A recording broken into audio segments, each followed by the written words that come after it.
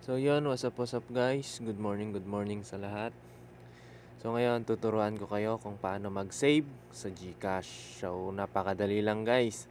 Sundan nyo lang ako at tignan nyo, panoorin nyo. So una, click natin G-Save. Tagal lang mag-loading dito guys. Mahina ata yung internet ko eh. Daming gumagamit. So dito, makikita natin, merong 4 na bangko na may mga matataas na interest rate na binibigay para sa mga nagsisave dito. So meron dyan yung Uno, Ready by Uno, High Rate Savings, Daily Interest, and Time Deposits. Easy Save Plus by Maybank, convenient way to save plus get a free debit card. BPI, may Save Up by BPI, easiest way to start your savings. May SIMB, G-Save by SIMB, high interest rates, no fees, and free insurance. So, pili lang kayo dito sa 4 guys kung ano ang mas bet nyo. Kasi, iba-iba sila ng benefits. So, may nagkakaiba sila ng benefits. So, doon sila nagtatalo. Yung sa SIMB, may 12 up to 12% interest. Yung Uno naman, up to 6.5% interest. So, depende na lang sa inyo guys kung anong pipiliin nyo dito. Depende sa benefits nyo.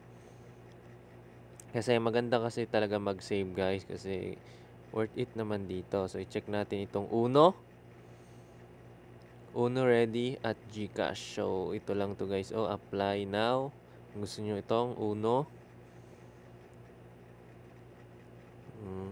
Tapos, susunod natin itong Maybank. Click nyo lang kung gusto nyo itong Maybank. So, open an easy save account. So, ganun lang din. Check naman natin itong BPI. BPI, naglo-loading pa.